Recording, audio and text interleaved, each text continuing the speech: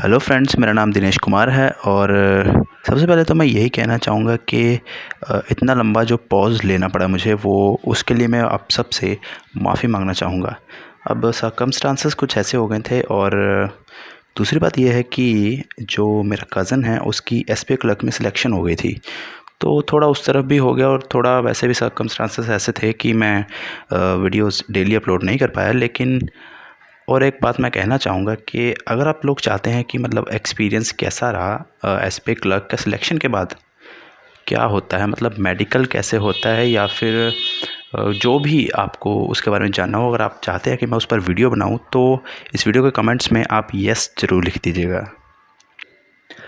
दोस्तों इस बारे में मैं आपसे बाद में बात करूंगा। फ़िलहाल जो मैं बात करना चाहता हूं वो इस वक्त की करंट सिचुएशन पर, जो कि कोविड-19 तो है ही, और साथ ही में जो गवर्नमेंट एग्ज़ाम्स थे जो पेंडिंग हैं या फिर जो पोस्टपोन्ड हो गए हैं उनके बारे में बताना चाहता हूँ।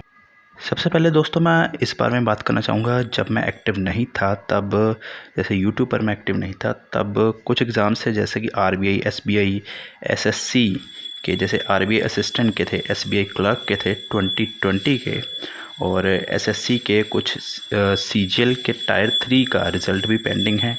एसएससी सीएचएसएल के एग्ज़ाम्स कुछ बच्चों के हो चुके थे लेकिन काफ़ी बच्चों को भी रहते थे, वो भी पेंडिंग हैं। और आईबीपीएस का पीओ और क्लर्क, जो कि आपको पता है कि हर साल 1 अप्रैल को आता है उसका रिज़ल्ट, जो कि न्यू का, और उससे पहले रिज़र्व लिस्ट भी निकाली जाती है, तो सभी चीज़ें लगभग पेंडिंग ही पड़ी हैं। दोस्तों सबसे पहले मैं बात करना चाहूँगा आरबीआई के एग्ज़ाम की। आरबीआई असिस्टेंट का एग्ज़ाम जो होना था 29 मार्च को, बाद में 17 मार्च को उन्होंने नोटिफिकेशन दी कि ये एग्ज़ाम नहीं होगा। ऑफ कोर्स ऑब्वियस रीज़न था जो कोविड-19 का। और इसके बाद और भी कई एग्ज़ाम्स हैं, जैसे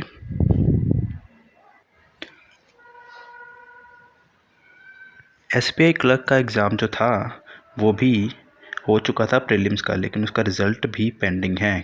ऑफ कोर्स वो भी कोविड-19 की वजह से ही पेंडिंग है और उसका मेंस भी होना है। तो इस तरीके से जो एग्ज़ाम्स हैं उनमें काफ़ी सारी डिफ़िकल्टीज़ आ रही हैं। दोस्तों इसी तरह से ही कुछ नोटिफिकेशंस आने लग गई, जैसे आईबीपीएस की तरफ से जो इनके आईबीपीएस पीओ और आईबीपीएस क्लर्क की जो रिज़र्व लिस्ट निकालनी थी वो भी पेंडिंग है। और इनके बाद जो 1 अप्रैल को सिलेक्शन लिस्ट निकालनी थी जनरल रिक्रूटर्स की, वो तक पेंडिंग है। तो इस वक्त काफ़ी ज़्यादा काम है जो पेंडिंग है बच्चों के लिए, जो कि हमारे लिए है। और दोस्तों जो इस पर मैं अपना व्यू बताना चाहता हूँ वो मैं यही कहना चाहता हूँ कि अब ज़्यादा समय नहीं रह गया है, क्योंकि सिचुएशन जो थी पहले अंडर कंट्रोल नहीं थी लेकिन अब आ रही है। जैसे कुछ सहूलतें हैं जो गवर्नमेंट ने हमें दी हैं, पहले तो बिल्कुल भी नहीं थी, ना ही हम कुछ ज़्यादा कुछ कर सकते थे, लेकिन अब हम कुछ चीज़ों पर जो हमारी रीच है वो बढ़ा दी गई है गवर्नमेंट की तरफ से। तो मुझे लगता है मेरे अकॉर्डिंग जो है वो जुलाई या अगस्त तक, मैक्सिमम अगस्त तक हम जो एग्ज़ाम्स पेंडिंग है वो हो जाएंगे, जैसे कि क्लर्क के, एसबीआई के और आरबीआई के, क्योंकि ये ऐसी गवर्नमेंट बॉडीज़ हैं जो अपने रेगुलर शेड्यूल के अकॉर्डिंग ही चलती हैं।